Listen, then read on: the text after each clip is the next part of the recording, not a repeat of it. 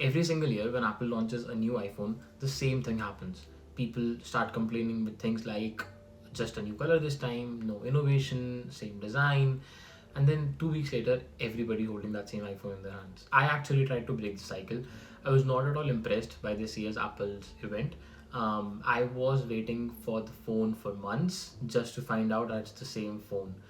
So I took a risk and I tried switching over to Samsung. So the very next day of the Apple's event, I went out and I bought the Samsung Z Flip 7, and it felt completely different. Like I was using something really unique. It was a fresh design, it was fun to use. I loved the way the notifications worked on that thing, and even the flip screen reinvented the way we took photos or videos.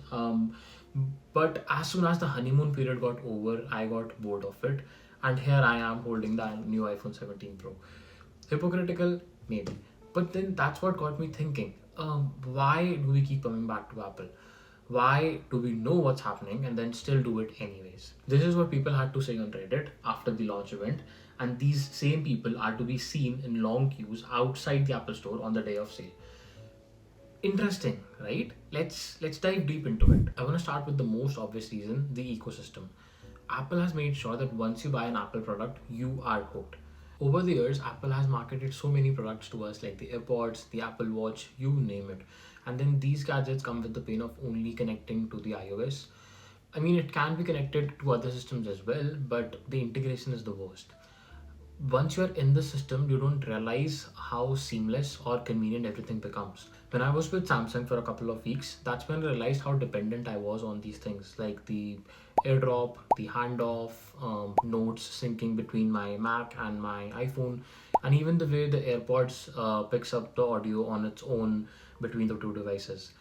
Once you are in this bubble, you don't realize it, but once you step out, that's when the real frustration starts. And I guess this is what really works well for Apple. And then there's this hype, the absolute marketing machine that Apple has created. Even months before the launch, the internet is flooded with leaks, renders, articles, YouTube videos saying that everything we know about the next iPhone. Apple never really confirms anything, and that's their secret. They let the rumors do the work, and before you even know it, the this hype actually becomes the countdown event. By the time the launch happens, it's not even about the phone anymore. It's about being left out. Everyone's talking about it, everyone's posting their new phones online, and then suddenly you start feeling like if you don't upgrade, you're missing something. That's FOMO. That's fear of missing out. And Apple uses it better than anyone else in this world. Now, we have got to give credit where it's due. Even when Apple doesn't innovate, even when people say Apple doesn't innovate, what they do it the best. We know that Apple is always late to the party. Like they were late to having the 4G network in their phones. They were late to adding customizations to the wallpapers, to the icons and whatnot. And now they're late to having the foldables. People say Apple is supposedly making the foldables, but again, they're very late at this. The idea behind is not just to follow the trend, but to wait and see where the trend actually goes. Because what Apple does is they do it the best. Like all these A19 and A19 Pro chips, they are incredibly fast. The cameras feels great, and then the battery is also pretty reliable. I can complain about the same flat edges, the same camera design, or the dynamic island all I want, but then whenever I want to record something or whenever I want to edit something on my phone, it's smooth. It never lags and it feels professional. Now Apple's secret is that they don't reinvent, they refine. And I feel personally that sometimes reliability is more addictive than innovation. The last reason I think people really can't switch, including me, is comfort. You pick up an iPhone and you know what to do. Like every tap, every layout, everything just feels so familiar. When I was with Samsung, everything felt different. Like the settings were everywhere, notifications worked differently, gestures felt off. It's not that Samsung was bad, it's just that Apple has trained us for years to do the same thing.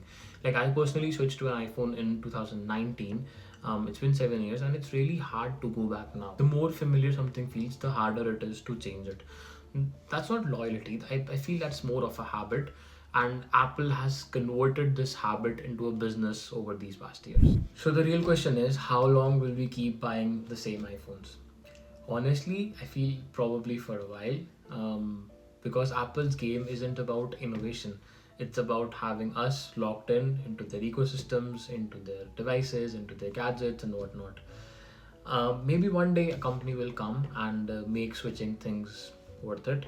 But we'll see. Until then, we'll be watching the same September event. We'll be waiting for the phones to launch it, criticize it, and then still lining up to buy it. And yeah, I'm a part of that too, because even after trying to leave, I came back to the same ecosystem, and maybe that says it all. So you tell me, do you buy iPhones for the innovation or just because it feels safe? Let me know in the comment section below, and maybe don't upgrade your phone yet, but just leave me a like instead. And I hope to see you in the next one. Thank you so much for watching this video. See you.